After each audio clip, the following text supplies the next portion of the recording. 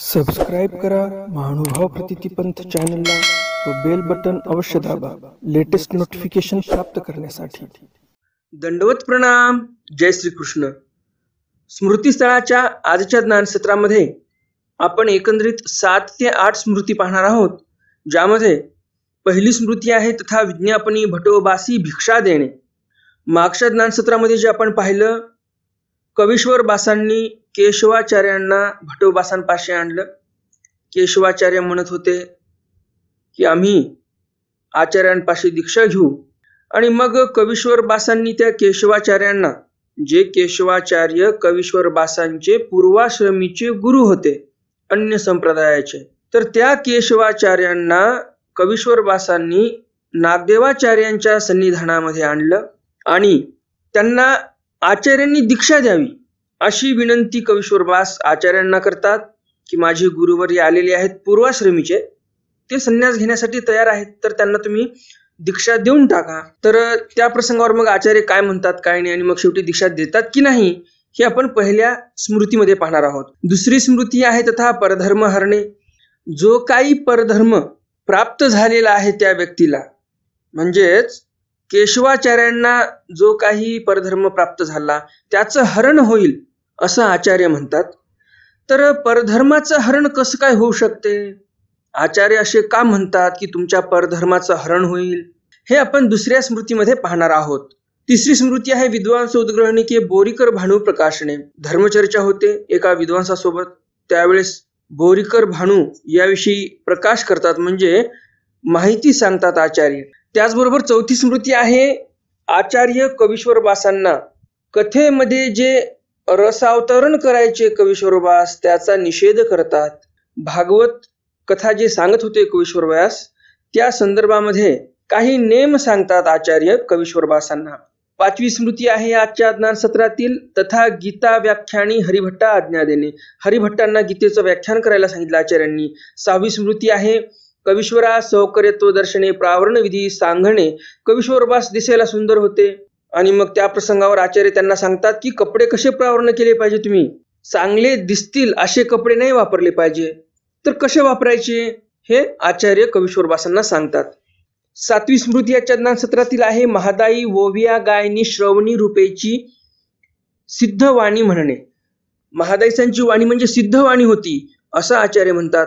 असं काय म्हटलं होतं महादाईसांनी की आचार्य म्हणतात महादाईसांची वाणी म्हणजे सिद्धवाणी आहे, तेही आपण पाहणार आहोत। आणि शेवटची स्मृती आजच्या ज्ञान सत्रातील आहे विजनी काळ व्यतिरिके चर्चा करणी केशव पंडिता शिक्षापण। धर्मचर्चा करत होते केशव पंडित, तरी पण आचार्य त्यांना शिक्षापण करतात। कशामुळे शिक्षापण करतात बरं? धर्मवार्ता करत आहेत आणि तरी पण आचार्य शिक्षापण करतात। नेमकं कारण काय होतं त्यामागचं हे तुम्हाला आजच्या ज्ञान सत्रातील 8व्या स्मृतीमध्ये समजणार आहे। आजच्या ज्ञान सत्रातील सर्वच्या सर्व स्मृती अत्यंत महत्वपूर्ण आहेत, आणि म्हणून आजची पोथी शेवटपर्यंत ऐका, तरच तुम्हाला सर्व हे ज्ञान प्राप्त होईल। नेहमीच्याच प्रमाणे तुम्हाला आजच्या ज्ञान सत्रातील सर्व स्मृती आवडणार आहेत, आणि त्यामुळे लगेच व्हिडिओला लाईक करा आणि जास्तीत जास्त आपल्या वासनिक मंडळीपर्यंत हा व्हिडिओ शेअर करा, म्हणजे त्यांनाही या ज्ञानाचा लाभ होईल। आजचं हे ज्ञान सत्र सुरू करण्याअगोदर आपण आजचा तिथीवार जाणून घेऊया आणि नंतर मग आजच्या या ज्ञान सत्राला आरंभ करूया। आजचा तिथीवार आहे चैत्र वद्य पंचमी गुरुवार, शुभकृत नाम संवत्सर शके 1944, युगाब्द 5124, अंग्ल दिनांक 21 एप्रिल 2022। मागच्या ज्ञान सत्रामध्ये मी तुम्हाला प्रश्न विचारला होता, काळे कृष्ण भटांनी जे काव्य केलं त्यातील कोणती उपमा तुम्हाला आवडली ते कमेंट बॉक्समध्ये कमेंट करा। तर बऱ्याच आपल्या दर्शकांना काळे कृष्ण भटांनी जी उपमा दिल्या त्या काव्यामध्ये बऱ्याच काही उपमा त्यांना आवडल्यात। वेगळे वेगळे उपमा प्रत्येकाला जशा आवडल्या तशा प्रत्येक वाचनिकांनी खाली कमेंट बॉक्समध्ये कमेंट केलेली आहे। तर कुणी कुणी कमेंट केलेली आहे त्या सर्वांची नाव आपण व्हिडिओच्या शेवटी पाहणार आहोत। तर मग जास्त उशीर न करता चला तर आज काही नवीन ज्ञानार्जन करूया। दंडवत हो। मी ईश्वरदास महानुभाव सर्वांचं स्वागत करतो आपल्या महानुभाव प्रतितिपंथ या युट्यूब चॅनलमध्ये। आजच्या ज्ञान सत्रातील स्मृती क्रमांक आहे स्मृतीस्थळ स्मृती क्रमांक 117 तथा विज्ञापनी भटोबासी भिक्षा देणे। कवीश्वर बासांनी विनंती केली आचार्यांना की आमच्या पूर्वाश्रमीच्या गुरूंना दीक्षा द्या, ती आचार्यांनी मान्य केली। मग कवीश्वर बासी तया ते भटोबासा पासी आणले। कवीश्वर बासांनी केशवाचार्यांना आचार्यांपाशी आणलं। मागील अवघे सांगितले, मागील सर्व वृत्तांत सांगितला। तया करवी भटोबासा दंडवत घालविले. कवीश्वरबासांनी सांगितलं केशवाचार्यांना, चला आचार्यांपुढे आमच्या दंडवत घाला. मग कवीश्वरबासी भटोबासा ते प्रार्थिले. मग कवीश्वरबासांनी भटोबासांना प्रार्थना केली. भटो केशवाचार्य म्हणतात ती मी भिक्षा करणे तरी तयासी भिक्षा द्यावी. कवीश्वरबास आचार्यांना म्हणतात की आचार्य हो, केशवाचार्य म्हणत आहेत आम्हाला दीक्षा घ्यायची, तर त्यांना दीक्षा देऊन टाका. भटोबासी म्हणितले भटो नको गा. कवीश्वरबासांना आचार्य म्हणतात भटो नको गा, म्हणजे याला दीक्षा नका देऊ, तुम्ही मला असं काही सांगू नका दीक्षा देण्यासाठी. हा अनाधिकार्य असे, हा अनधिकारी आहे. कवीश्वरबासी म्हणितले भटो मज कारणे. कवीश्वरबास म्हणतात भटो माझ्यासाठी दीक्षा देऊन टाका, मी म्हणत आहे म्हणून माझी विनंती स्वीकार करा. आचार्य तर म्हणतात हा अनधिकारी आहे, तरी पण कवीश्वरबासांची विनंती होती म्हणून मग भटोबासी तया ते श्रवण केले. भिक्षा दिधली. काही निरूपण केलं आचार्यांनी त्या केशवाचार्यांना आणि संन्यास दिला. कवीश्वरबास म्हटले म्हणून, नाहीतर आचार्यांची इच्छा नव्हती त्या केशवाचार्यांना दीक्षा देण्यासाठी. तर मग नेमकं शेवटी करतात काय केशवाचार्य, समोर पाहूया. स्मृती क्रमांक 118. तथा परधर्म हरणे, याच केशवाचार्यांचा परधर्म हरल्या जाईल असं आचार्य म्हणतात. कशामुळे म्हणतात समोर येणारच आहे. मग भटोबासी केशवाचार्यासी काही नमस्करावे आदी झाले. मग भटोबासांनी केशवाचार्यांना काही प्रसाद नमस्कारण्यासाठी दिले. एकू दिसू तया ते महावाक्य घोकवीत होते. एके दिवशी आचार्य केशवाचार्यांना महावाक्य घोकवीत होते. तव तेही म्हणितले भटो विचारुणी पाहता हे आमच्या शिकासूत्रा मिळत असे. मग ते केशवाचार्य म्हणतात आचार्यांना, भटो जर थोडा विचार केला तर आमचं जे पूर्वाश्रमीचं शास्त्र होतं ते शास्त्र आणि तुम्ही जे आम्हाला शास्त्र सांगत आहात हे शास्त्र, म्हणजे या दोन्हीमध्ये साम्य दिसत आहे आम्हाला. दोन्ही शास्त्र एकदम समान आहेत. आमच्या शिकासूत्राशी मिळत असे, म्हणजे आमच्या शास्त्रामध्ये जे सांगितलं त्याप्रमाणेच तुमचं शास्त्र आहे असं केशवाचार्य आचार्यांना म्हणतात. मग भटोबासी म्हणितले. मग आचार्य म्हणतात जळो जळो तुझे शिखासूत्र. आचार्य म्हणतात जळो जळो तुझे शिखासूत्र. तुझी शिखा म्हणजे शेंडी, सूत्र म्हणजे गळ्यातील जानवं, हे जळून जावं तुझं. अरे कुठे ब्रह्मविद्याशास्त्र आणि कुठे तुझी देवतेची विद्या, आणि कुठे समानता करतोस तू, साम्यता सांगतोस तू, तुला तरी काही समजते का? घाली पाणी आण तू आता तू जाये. तुझं शास्त्र सगळं पाण्यात घाल, आम्हाला घेणं देणं नाही तू, परंतु आता इथं राहायचं नाही, निघून जा इथून. माझे आहे ते दे, माझं जे काही तुझ्याकडे आहे ते देऊन टाक. मग काही नमस्कारावे दिधले होते ते घेतले. आचार्यांनी त्यांना जे काही प्रसाद नमस्कारण्यासाठी दिले होते ते सर्व आचार्यांनी घेऊन घेतले स्वतःकडे. मग आज्ञा केली. मग आचार्य म्हणतात आता तू निघून जा. गेले. केशवाचार्य निघाले. जाता केशवाचार्य म्हणितले भटो हे तुम्ही घेतले, आता माझा हृदय असे ते काहीसेन घ्याल. मग केशवाचार्य म्हणतात जाताना, भटो माझ्याकडे जे काही प्रसाद होते ते तुम्ही घेतले, ते घेता आले म्हणून तुम्ही घेतले. आता माझा हृदय असे ते काहीसे घ्याल. माझ्या हृदयामध्ये जे काही तुमचं निरूपण आहे, माझ्या हृदयातलं निरूपण तुम्ही कसं घेणार? माझ्या बुद्धीमध्ये जे निरूपण बसलं ते कसं घेणार? भटोबासी म्हणितले ते माझे अभिमानी घेईल. भटोबास म्हणतात माझी जी अभिमानिनी आहे ती अभिमानिनी तुझ्या हृदयातील जे ब्रह्मविद्याशास्त्र आहे ते घेऊन टाकेल. मग गेले. आणि मग केशवाचार्य गेले. मग तया तैसेची झाले. आचार्य म्हटल्याप्रमाणे त्यांच्या हृदयातील जे काही ब्रह्मविद्याशास्त्र होतं ते काळांतराने निघून गेलं. आचार्य जे म्हटले ते सत्य झालं असं स्मृतीस्थळकार आपल्याला सांगतात. स्मृती क्रमांक 119. विद्वांस उद्ग्रहणिके बोरीकर भानू प्रकाशने. विद्वांस एक आले होते, त्यांनी काही धर्मचर्चा केली. उद्ग्रहिणिका म्हणजे काय? चर्चा. तर जो कोणी विद्वान पंडित आला होता त्याने आचार्यांसोबत चर्चा केली. त्याच वेळी आचार्यांनी बोरीकर भानू प्रकाशने म्हणजे बोरीकर भानू भटांची तिथे ओळख करून दिलेली आहे त्या विद्वान पंडितासोबत. एक दिवशी भटोबास बैसले असती तो एक विद्वांस आले, ते भटोबासाशी चर्चा करू लागले. एके दिवशी आचार्य असेच बसलेले होते आणि तेवढ्यामध्ये एक विद्वान पंडित तिथे आले. भटोबासांसोबत धर्मचर्चा करायला लागले. चर्चा करिता त्याने भटोबासा ते म्हणितले हे ऐसे नव्हे की. चर्चा करत असताना ते विद्वान पंडित भटोबासांना म्हणतात हे ऐसे नव्हे की, हे असं नाही, न घडे की असं घडू शकत नाही. त्यावेळी कवीश्वर बासी तुक्या दुरी ऐसे आपले अंगवस्त्र सिवित होते. काही थोड्या अंतरावर कवीश्वर बास बसलेले होते. ते स्वतःचे कपडे शिवत होते. तयासी तयावरी लक्षाची नाही. त्या विद्वान पंडिताचं कवीश्वर बासांकडे लक्षच नव्हतं. तेथोनी कवीश्वर बासी म्हणितले, हे कैसे न घडे. तिथून कवीश्वर बास म्हणतात, कसं काय घडणार नाही बरं, तुम्ही असं कसं काय म्हणताय, असं कवीश्वर बास त्या विद्वान पंडिताला म्हणतात. यावरून काय लक्षात आलं आपल्याला? कवीश्वर बास जे म्हटले इथे, या प्रसंगावरून काय लक्षात आलं आपल्याला? कवीश्वर बास जरी आपल्या कामामध्ये व्यस्त होते, कपडे शिवत होते, तरी पण ज्याला आवड असते त्याला सवड मिळत असते, हे उक्ती इथे खरी होताना दिसते आपल्याला. कवीश्वर बासांची आवड होती ब्रह्मविद्येमध्ये, शास्त्रार्थ चर्चेमध्ये आवड होती, धर्मचर्चेमध्ये आवड होती कवीश्वर बासांची, म्हणजेच बोरीकर भानुभटांची. आणि त्यामुळे कपडे जरी शिवत असतील, व्यस्त जरी असले कवीश्वर बास, तरी पण आवड असल्यामुळे त्यांचं लक्ष धर्मचर्चेकडे होतं. आणि म्हणून तर कवीश्वर बास लगेच म्हणतात, तुम्ही कसं काय म्हणत आहात की ही गोष्ट घडणार नाही.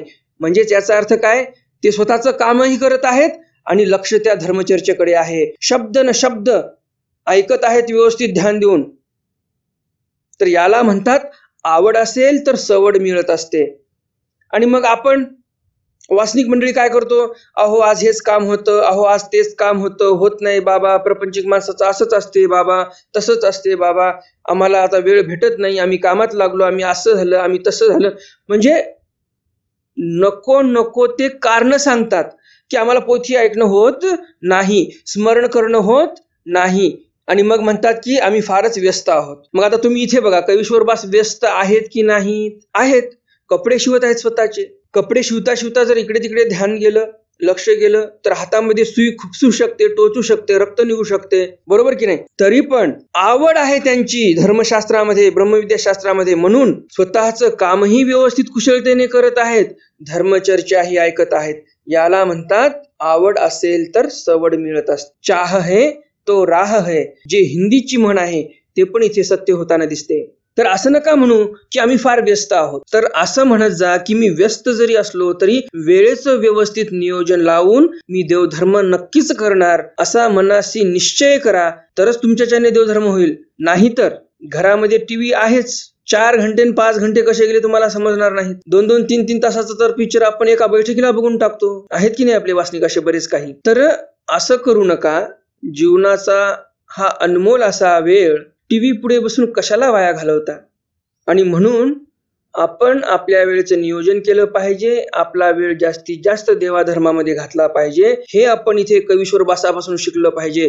कपडे शिवत आहेत परंतु धर्मचर्चा ऐकत आहेत. आणि नुसतीच धर्मचर्चा ऐकत नाहीत तर ते विचारतात की असं कसं काय म्हणताय तुम्ही, लगेच त्या चर्चेमध्ये सहभागही घेतला. विद्वांस ऐसे पाहुणे म्हणितले माया तू तुम्ही काही जाणा, ते विद्वान पंडित म्हणतात कवीश्वर बासांकडे पाहून, का हो तुम्हाला काय माहिती यामध्ये काय आहे काय नाही. तो भटोबासी म्हणते हा कैसा नेणे. भटोबास म्हणतात त्या विद्वान पंडिताला, हा कैसा नेणे म्हणजे याला माहिती नाही असं कसं काय म्हणताय तुम्ही यांना ओळखत नाही का? हा बोरीकर भानू नव्हे, हा बोरीकर भानू नाहीये का? ओळखलं नाही का तुम्ही यांना? असं आचार्य इथे त्या विद्वान पंडितांना म्हणतात. यासी बोला, यांच्याशी चर्चा करा तुम्ही, म्हणजे तुमच्या लक्षात येईल कवीश्वर बास काय चीज आहेत ते. मग तो कवीश्वर बासाशी चर्चा करू लागला. मग तो विद्वान पंडिताला कवीश्वर बासांकडे लागला धर्मचर्चा करायला. तो कवीश्वर बासी निरोत्तर करूनी अडीला. मग कवीश्वर बासांनी मोजक्या वेळेमध्ये 1-2 प्रश्न असे टाकले की निरुत्तर होऊन गेले ते विद्वान पंडित. अडीला म्हणजे त्याला आता बोलायला तोंडच राहिलं नाही. मग तया आश्चर्य झाले. मग तो विद्वान पंडित आश्चर्यचकित झाला की कवीश्वर बास किती विद्वान आहेत, नागदेवाचार्यांकडे किती विद्वान शिष्य परिवार आहेत, आणि ते पण किती एकदम सादगीने जीवन जगत आहेत. एवढा विद्वान पंडित माणूस स्वतःचे कपडे स्वतः शिवत आहे. हे सर्व पाहून तो विद्वान पंडित आश्चर्यचकित झाला. किती साधी राहणी आणि किती उच्च विचारसरणी आहे आणि किती हे विद्वान आहेत हे पाहूनच तो आश्चर्यचकित होऊन गेलेला आहे. स्मृती क्रमांक 120. अन्यत्र कथा रसावतरण निषेधी कवीश्वर भागवत व्याख्या सन्निधी नेमू करणे. अन्यत्र ठिकाणी कथा सांगत असताना एवढा जबरदस्त रस अवतरला तिथे, त्याचा निषेध आचार्यांनी केला आणि काही नेम सांगितले. त्या नेमानुसार तुम्ही राहा, असं आचार्य कवीश्वर बासांना म्हणतात. एक दिवशी गंगेकडे समीपची कवीश्वर बास बैसले होते. एके दिवशी गंगेजवळच कवीश्वरबास बसलेले होते. काही वाचित होते, काही वाचत होते. कवनाप्रती ते नेनिजे कोणाला वाचून काय सांगत होते ते काही माहिती नाही.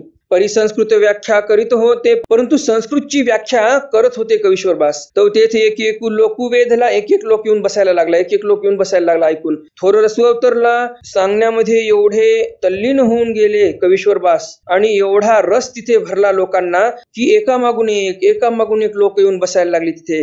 अवघे नगर आकर्षिले, पूर्ण नगर आकर्षून घेतलं. तो कोणी एकी येऊन भटोबासा पासी सांगितले, कोणीतरी येऊन कवीश्वरबासांचं हे सर्व पराक्रम जे आहे तो आचार्यांना येऊन सांगितलेला आहे. भटोबासी म्हणितले, हे काय झाले या भटासी? आचार्य म्हणतात, हे काय झालं या कवीश्वरबासाला? जागा बोलावा, जा त्यांना बोलावून घेऊन या असं आचार्य म्हणतात. म्हणून बोलावू पाठविले, म्हणून कोणाला तरी बोलवायला पाठवलं. मग तेही ते आकर्षिले आले. मग त्यांनी ते सांगणं बंद केलं. जो रस अवतरला होता तो आकर्षून घेतला आणि मग कवीश्वरबास तिथे आचार्यांपाशी परत आले. रस अवतरला, आकर्षून घेतला, हे नेमकं काय असं काही जणांच्या लक्षात आलं नसेल तर तुम्हाला समजण्यासाठी सांगतो. जर एखादा खूप अर्थवंत व्यक्ती आहे किंवा एखादं गाव आहे, त्या गावामध्ये ईश्वरपरायण भक्त खूप आहेत, ज्यांना ईश्वरामध्ये आवडी आहे, असे खूप आहेत. मग एखादा साधू गेला त्या गावामध्ये, एका ठिकाणी बसून काही ईश्वराच्या लीळा सांगायला लागलेला आहे. मग एकाने ऐकलं, दुसऱ्याने ऐकलं, तिसऱ्याने ऐकलं, 4 लोक जमा झाले, 5 झाले, 6 झाले, 10 झाले, असे सर्वच लोक आले आणि तो सांगणारा जो व्यक्ती आहे तो एवढं एकदम छान प्रकारे ईश्वराच्या लीळेचं निरूपण करत आहे. सर्वांना त्यामध्ये आवडी भरली. त्या लीळेमध्ये एवढा रस भरला की प्रत्येकाला त्या लीळा ऐकाव्याशा वाटत आहेत. तिथून एक क्षणही दूर जावंसं वाटत नाही. आवडी संचरली. एवढ्या सुंदर लीळा तो व्यक्ती सांगत आहे. तर याला म्हणतात आवडीरूपी रस तिथे प्रगटला आणि त्या रसाच्या ठिकाणी सर्व आकर्षल्या गेले, सर्व गाव येऊन बसलं.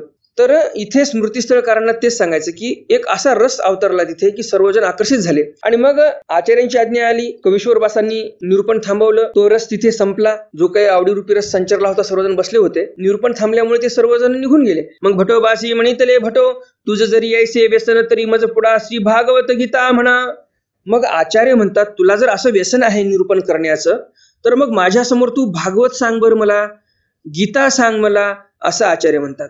कवीश्वरी मानले. कवीश्वर म्हणतात ठीक आहे, काय हरकत नाही. मग तैला गुणी कवीश्वरबासी भटोबासा पुढा श्री भागवत रसवृत्ती वाखाणू आदरिले. मग तेव्हापासून कवीश्वरबास भटोबासांसमोर भागवत रस वृत्ती जे आहे ते वाखाणायला लागले. तुम्ही विचार करा, भटोबासांसारखे आचार्य कवीश्वरबासांना म्हणतात की आम्हाला तुमच्या मुखातून भागवत ऐकायचं आहे, तर ते कवीश्वरबास किती सुंदर निरूपण करत असतील हे आपल्या कल्पनेच्या पलीकडची गोष्ट आहे. आपण ते कल्पनाही करू शकणार नाही. किती सुंदर वाखाणन करत असतील. सर्वांच्या हृदयाला पाजर फुटत असेल त्यांचं निरूपण ऐकून. असे ते कवीश्वरबास होते. त्याने भटोबासांच्या अंतःकरण द्रवे, बघा लगेच पुढे वाक्य आलं की ते भागवत ऐकल्यानंतर नागदेवाचार्यांचं हृदय द्रवे म्हणजे पाजर फुटायचा, म्हणजेच आचार्यांच्या हृदयाला पाजर फुटायचा. ते सर्व भागवत ऐकून एवढं सुंदर निरूपण कवीश्वरबास करत होते. इथे नागदेवाचार्य असे नाही म्हटले, अरे हा माझा शिष्य आहे, याच्याकडून मी काय ऐकू, काही गरज नाही ऐकण्याची, मी याला सांगणार, हा कोण मला सांगणार. अशी विचारसरणी कोणाची असते? जे नॅरो माइंडेड आहेत, अल्पबुद्धी, संकुचित बुद्धीचे, ते लोक असे म्हणतात. जे ब्रॉड माइंडेड आहेत ते काय म्हणतात की मला याच्याकडून निरूपण ऐकायचं. आचार्य हे गुरु होते कवीश्वरबासांचे, तरी पण आचार्य म्हणतात की तू मला भागवत सांग, मी ऐकण्यासाठी तयार आहे. याला म्हणतात ब्रॉड माइंडेड माणूस. म्हणून तर सर्वज्ञ श्री चक्रधर स्वामींनी श्री नागदेवाचार्यांना आचार्य केलं की हेच आचार्य व्यवस्थित धर्माची धुरा व्यवस्थित सांभाळू शकतील, अशी शाश्वती स्वामींना होती. मग कवीश्वरबास दररोज सांगायचे भागवत आणि भटोबास एकदम तल्लीन होऊन ते श्रवण करायचे. आणि अवघे चंद्रमय होई, पूर्ण हृदय चंद्रमय व्हायचं, एकदम शीतल असं वाटायचं आचार्यांना पण. जे आचार्य हिवाळ्यामध्ये अंगाला चंदन लावायचे, एवढी उष्णता होती आचार्यांच्या शरीरामध्ये, त्या आचार्यांचं मन जे आहे, शरीर जे आहे ते एकदम शांत होऊन जायचं श्रीकृष्ण महाराजांच्या लीळा ऐकल्यानंतर. एवढं सुंदर निरूपण कवीश्वरबास करायचे. स्मृती क्रमांक 121. तथा गीता व्याख्यानी हरिभटा आज्ञा देणे. गीता व्याख्यान करत असताना हरिभटांना आज्ञा दिली आचार्यांनी. कवीश्वरबासा श्री भागवत वाखाणू सरले. मग भटोबासा ते म्हणले, भटो आता गीता व्याख्यान म्हणू. कवीश्वरबास भागवत सांगत होते. भागवत सांगून सांगून सांगून एका दिवशी भागवत संपलं, भागवतची समाप्ती झाली. आणि मग अशी श्रीमद भागवताची समाप्ती झाल्यानंतर भटोबासांना कवीश्वर बास म्हणतात की आचार्य हो, आता मी गीता सांगू का? तुम्ही मला आज्ञा केली की भागवत आणि गीता मला सांगा. भागवत संपलं, आता मी गीता सांगतो तुम्हाला. तो भटोबास म्हणते, भटो तू आता नको म्हणू. आचार्य म्हणतात कवीश्वर बासांना, तुम्ही खूप छान भागवत सांगितलं आम्हाला, आता गीता तुम्ही सांगू नका. तू म्हणतास आणि माझे अंतःकरण अवघे चंद्रमय होत आहे. तू निरूपण करतो त्यावेळेस माझं सर्व अंतःकरण चंद्रमय होऊन जाते, एकदम शीतल होऊन जाते, चंद्रासारखं शांत होऊन जाते. तो कवीश्वरबासी म्हणते तर या हरिकरवीक म्हणू. कवीश्वरबास म्हणतात मग या हरिभटांना सांगू का म्हणायला. भटोबासी मानले. भटोबास म्हणतात काय हरकत नाही, हरिभटांना सांगा निरूपण करण्यासाठी गीतेचं. मग कवीश्वरबासी वांकले हरिभटा. ते म्हणते हरी आता गीता तू वाखाणी. मग आचार्य म्हणतात कवीश्वरबासांना, हरिभटा आता तू गीतेचं निरूपण कर. बघा कवीश्वरबास विद्वान पंडित होते, त्यांचं तर निरूपण ऐकलं आचार्यांनी, आता हरिभटांचं पण निरूपण ऐकायला तयार आहेत आचार्य. तर या गुरुला सद्गुरू म्हणतात. नागदेवाचार्य हे खरे सद्गुरू होते. गुरु आणि सद्गुरू मध्ये काय फरक असतो बरं? ह्या अगोदर पण मी फरक सांगितलेलाच आहे, परंतु बरेच काही नवीन दर्शक आपल्यासोबत जोडल्या गेलेले आहेत, त्यांच्यासाठी पुन्हा सांगतो. आचार्य इथे आपल्याला सद्गुरू दिसतात, सद्गुरूप्रमाणे त्यांचं वागणं आहे. शिष्यांसोबत वागणं पण कसं आहे, सद्गुरू सारखं आहे. मग आता गुरु म्हणजे काय आणि सद्गुरू म्हणजे काय? गुरु आपण असं म्हणू शकतो की असा व्यक्ती जो आहे, जो शिष्य परिवाराला चार ज्ञानाच्या गोष्टी सांगतो आणि त्या शिष्य परिवाराला स्वतः जवळच ठेवण्याचा प्रयत्न करतो. त्या शिष्याने मोठं व्हावं, ईश्वरीय कार्य आणखी जोमाने चालवावं, असा त्याच्यामध्ये काही हेतू नसतो त्या गुरुच्या मनामध्ये. त्या गुरुला असं वाटते माझ्या शिष्याने चार गोष्टी ज्ञानाच्या ऐकाव्यात, माझ्या कानाखालीच राहावं आणि फक्त माझ्या मागे पुढं राहावं. याने जर काही मोठं करायला गेलं तर या गुरुला दुःख होते, त्रास होते. असे काही गुरु असतात. परंतु सद्गुरू कोणाला म्हणतात? सद्गुरू म्हणजे बापासारखा असतो. एखादा बाप आहे, तो कलेक्टर ऑफिसमध्ये पिऊन आहे, चपराशी आहे, तर त्या चपराशाला असं कधीतरी वाटेल का की माझाही मुलगा चपरासी म्हणून कलेक्टर ऑफिसमध्ये, जिल्हाधिकारी कार्यालयामध्ये लागावा? नाही वाटणार. त्या चपराशी पित्याला असं वाटेल की माझा मुलगा पण जिल्हाधिकारी झाला पाहिजे, कलेक्टर झाला पाहिजे, असं वाटेल की नाही? म्हणजे बाप जसा म्हणतो की माझा मुलगा माझ्यापेक्षा मोठा झाला पाहिजे, तसा सद्गुरू म्हणत असतो माझा शिष्य माझ्यापेक्षा मोठा झाला पाहिजे, माझ्यापेक्षा जास्त ईश्वरीय कार्य जोमाने केलं पाहिजे माझ्या शिष्याने, माझा महानुभाव पंथ अजून जोमाने वाढवला पाहिजे माझ्या शिष्याने, चांगले सत्संग घ्यावेत, निरूपण करावं. मी जर 4 जीव धर्माला लावले तर माझ्या शिष्याने 100 जीव धर्माला लावावे, असा सद्गुरू विचार करत असतो. शिष्याकडूनही शिकायला तयार असतो सद्गुरू. जसं आता इथे कवीश्वर बास श्रीमद भागवत सांगतात आचार्यांना. आचार्यांना काय वाटते का, अरे हा तर माझा लहानपणा झाला, मी याचं काय ऐकू, असं आचार्यांना वाटलं का? नाही. ज्याप्रमाणे बाप आपल्या लेकराचं कौतुक पाहते, त्याप्रमाणे कवीश्वर बासांचं कौतुक केलेलं आहे, कौतुक पाहिलेलं आहे श्री नागदेवाचार्यांनी. आचार्य म्हणतात खरंच कवीश्वरा तू काय छान निरूपण केलं. कौतुक करतात आचार्य कवीश्वर बासांचं, म्हणजे स्वतःच्या शिष्याचं गुरु कौतुक करतो की किती सुंदर निरूपण केलं तू. तर याला सद्गुरू म्हणतात. जसा बाप आपल्या लेकराचं कौतुक करतो की खरंच किती छान याने मार्क आणलेले आहेत, किती छान याने मेहनत घेतली आणि जिल्हाधिकारी पदावर हा विराजमान झालेला आहे, तो चपराशी असलेला बाप किती सुखी होईल, किती आनंदी होईल, त्याचा आनंद गगनामध्ये मावणार नाही. बरोबर की नाही? तर तसा सद्गुरू असतो. माझा शिष्य खूप चांगलं काम करत आहे हे पाहिल्यानंतर गुरुला आनंद होतो. तर हा फरक आहे सद्गुरूमध्ये आणि गुरुमध्ये.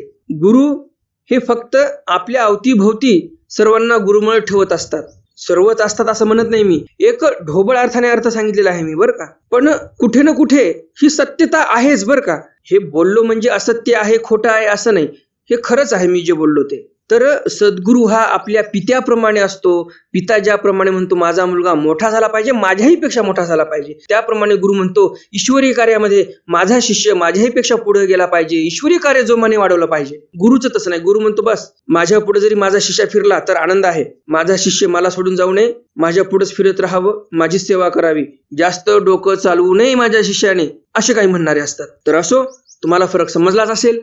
तर असो, आपण आपल्या मूळ मुद्द्याकडे येऊया. तर हे जे हरिभट्ट आहेत ते तयार झाले निरूपण करण्यासाठी गीतेचं. तेही विद्वांस होते, ते पण विद्वान होते. त्यांचा शब्द नावे कुठसू रसवृत्ती तो कडी, त्यांचा शब्द थोडा वेगळ्या प्रकारचा होता. आणि रसवृत्ती पण तोकडी होती. म्हणजेच कवीश्वर बासांचं जसं निरूपण होतं, जसे शब्द होते तसे शब्द यांचे नव्हते.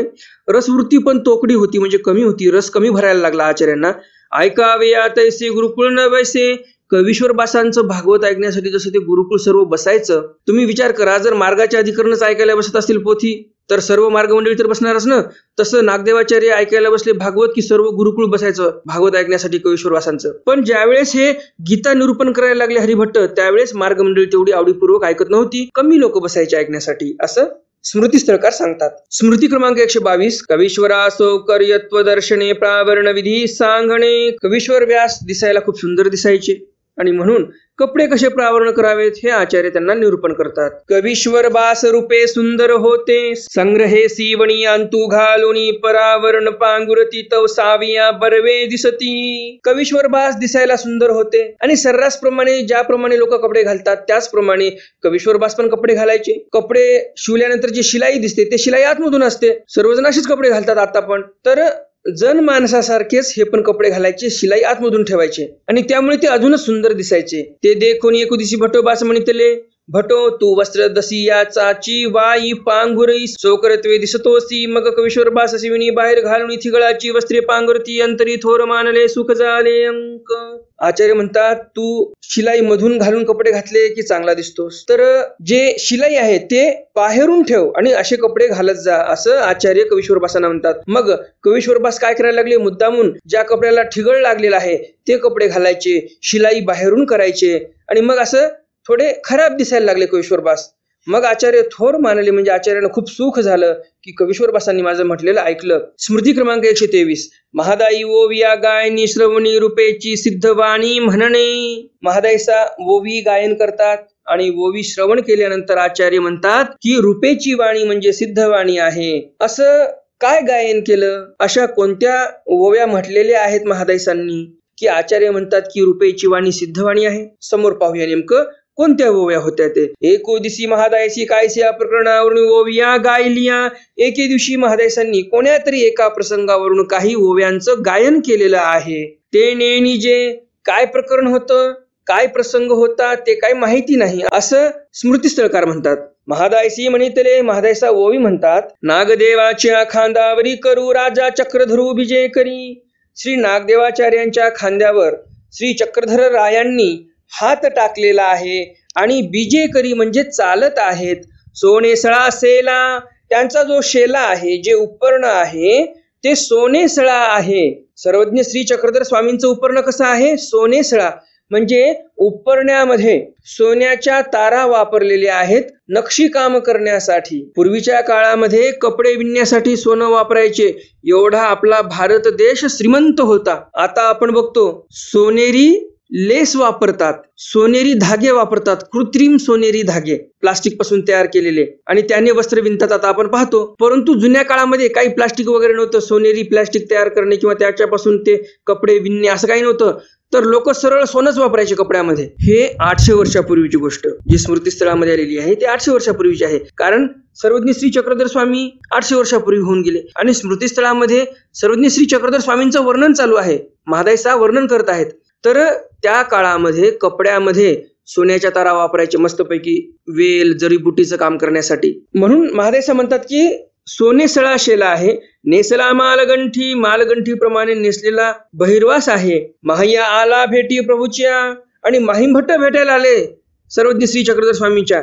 याबरोबरच दुसऱ्याही काही ओव्या गायन केल्या असतील, परंतु त्या ओव्या आलेल्या नाहीत. 2 ओव्या आलेल्या आहेत फक्त. तो भटोबासी ऐकले, हे भटोबासांनी ऐकलं आणि म्हणितले नाथाची नाथवाणी. आणि आचार्य म्हणतात नाथ लोकांची वाणी ते नाथवाणी, आणि रुपेची सिद्धवाणी. रुपेची वाणी म्हणजे रुपेचं जे बोलणं आहे ते बोलणं म्हणजे सिद्धांची वाणी असल्यासारखं आहे. ऐसे भटोबासी प्रशंसिले, अशी प्रशंसा महादाईसांची भटोबासांनी केलेली आहे. स्मृती क्रमांक 124. विजनी काळ व्यतिरिक्त चर्चा करणे केशव पंडिता शिक्षा. आपण विजनाला गेल्यानंतर काळ व्यतिरिक्त चर्चा करत बसले होते केशव पंडित, आणि त्यावर आचार्यांनी शिक्षापन केलं.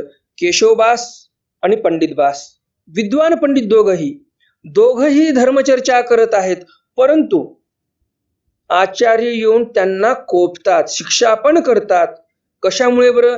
धर्मचर्चा करत आहेत म्हटल्यानंतर आचार्यांनी त्यांची स्तुती करायला पाहिजे होती की तुम्ही चांगली धर्मचर्चा करत आहात, पण आचार्य येऊन त्यांना शिक्षा पण करतात. या मागचं कारण काय होतं समोर पाहूया. एकू दिसू केशव पंडित मुख्य विजनी बैसले असती, तेथ कोण कैसे अनुष्ठानी बैसले आहे म्हणून भटोबास विजनी पडिताळीता आले. एके दिवशी केशवबास पंडितबास विजनाला बसलेले होते. तिथे काही त्यांचं अनुष्ठान चालू होतं. ईश्वराचं स्मरण चालू असेल, सर्वज्ञ श्री चक्रधर स्वामींचं ध्यान करत असतील कदाचित ते, किंवा काही अध्ययन करत असतील दुसरं. तर असंच मग सर्व लोक विजनाला गेलेले आहेत म्हटल्यानंतर भटोबास विजन पडताळण्यासाठी आलेले आहेत. म्हणजेच कोण कसं विजन करत आहेत, कोणी काही गप्पा मारत आहेत, कोणी काही झोपलेले आहेत का हे पाहण्यासाठी, सर्वांवर लक्ष ठेवण्यासाठी भटोबास निघालेले आहेत. तव पंडित केशवबास बिजणी बैसोनी सकाळीची घेदे म्हणून थोरे जिज्ञासा करीत होते. तिथे आल्यानंतर भटोबास पाहतात तर काय, केशवबास पंडितबास खूप धर्मचर्चा करत होते. विजनाला बसून घेदे चालू होतं. सकाळी जे काही धर्मवार्ता झाली त्यावर त्यांची धर्मचर्चा चालू होती. भटोबासा ते आलिया ही न देखती, भटोबास आलेले आहेत हेही त्यांचं लक्ष नव्हतं. भटोबास आले, येऊन उभे राहिले, हेही त्यांच्या लक्षात आलं नाही. एवढं त्या धर्मचर्चेमध्ये रममाण होऊन गेलेले आहेत केशवबास आणि पंडितबास. ऐसे रसी पडिले असती, त्या धर्मचर्चेमध्येच ते रत झालेले आहेत, त्या रसामध्येच ओतप्रोत झालेले आहेत, त्या रसामध्येच पडलेले आहेत. ते देखोनी भटोबासा न म्हणेची, हे पाहून भटोबासांना काय ते आवडलं नाही. भटोबासी म्हणते, हांगा तुम्ही सर्व काळ एकमेका कैसे वादू विवादूची करिता. आचार्य म्हणतात दोघांना पण, केशवबासांना पंडितबासांना, की हे काय तुम्ही सकळ काळ म्हणजे सर्व काळी वादविवादच करत बसता. हांगा सर्व काळ जरी चर्चाची करावी तरी देवा ते केधवा स्मराल. मग आचार्य म्हणतात जर सर्व काळ तुम्हाला धर्मचर्चाच करायची आहे, वादविवादच करायचे आहेत, तर मग ईश्वराचं स्मरण कधी करणार तुम्ही. ऐसे शिक्षापण केले, असं शिक्षापण आचार्य करतात दोघांना पण. मग निरूपण केले, मग आचार्याने तिथे त्यांना निरूपण केलं. आणि जे काळीचे ते काळी ऐसे अनुष्ठान सांगितले अंक. आणि मग ज्या काळीचं त्या काळामध्ये अनुष्ठान केलं पाहिजे आपण, असं आचार्य निरूपण करतात या दोघांना पण. आणि हे निरूपण सर्व ते दोघ जण ऐकतात. तर अशा प्रकारे आपण 8 स्मृती आजच्या या ज्ञानसत्रामध्ये पाहिलेल्या आहेत. 8ही स्मृती तुम्हाला नक्कीच आवडल्या असतील. आणि अजून जर तुम्ही या व्हिडिओला लाईक केलं नसेल तर लगेच या व्हिडिओला लाईक करा आणि जास्तीत जास्त आपल्या वासनिक मंडळीपर्यंत हा व्हिडिओ शेअर करा, म्हणजे त्यांनाही या ज्ञानाचा लाभ होईल. आजच्या ज्ञानसत्रातील प्रश्न आहे, महानुभाव पंथाचे आद्याचार्य श्री नागदेवाचार्य हे एवढं मोठं व्यक्तिमत्व, तरी पण शिष्यांकडून भागवत ऐकत आहेत, शिष्यांचं निरूपण ऐकत आहेत. ह्यावरून आपल्याला काय लक्षात येते, हा पहिला प्रश्न. आणि दुसरा प्रश्न आहे, गुरु आणि सद्गुरु यामध्ये काय फरक आहे. तर आजच्या ज्ञानसत्रातील हे 2 प्रश्न आहेत. दोन्ही प्रश्नाचं उत्तर लवकरात लवकर कमेंट बॉक्समध्ये कमेंट करा. आता पाहूयात आपण मागच्या ज्ञानसत्रातील प्रश्न, त्याचं उत्तर आणि कोणी कोणी त्या प्रश्नाचं बरोबर उत्तर दिलं त्या सर्व वास्तविक मंडळींची नावं. मागच्या ज्ञानसत्रामध्ये मी प्रश्न विचारला होता, काळे कृष्ण भटांनी जे काव्य तयार केलं त्या काव्यामध्ये कोणती उपमा तुम्हाला आवडली. बऱ्याच वासनिकांनी त्यांना ज्या ज्या उपमा आवडल्या त्या उपमा कमेंट केलेल्या आहेत.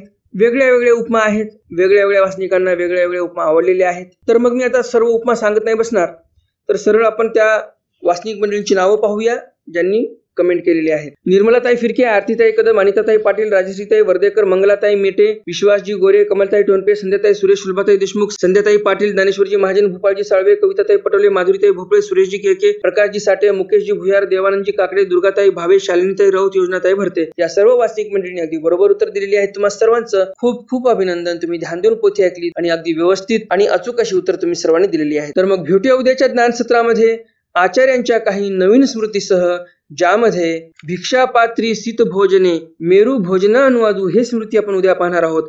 भटनाम श्रवणे ब्राह्मणा अज्ञान निवृत्ती करणे हे स्मृती आपण उद्या पाहणार आहोत. पायवनी निराकरणी वासनिक प्रत्योत्तर स्वीकारू विशिष्ट नमस्कारी आपणे अधिश करणे अन्य प्रश्ने स्वनिष्ठी भक्तानुवादू आकाई नमस्कार तिरस्कारी पंडित प्रश्ने वाक्य विरोध स्वीकारू कटक देमाईसे भेटी विधानी केशवबास वंकी इष्टी योजने असे भरपूर काही नवीन स्मृती आपण उद्याच्याही ज्ञानसत्रामध्ये पाहणार आहोत. तर मग भेटूया उद्याच्या ज्ञानसत्रामध्ये आचार्यांच्या काही नवीन स्मृतीसह. तोपर्यंत दंडवत प्रणाम. जय श्रीकृष्ण. दंडवत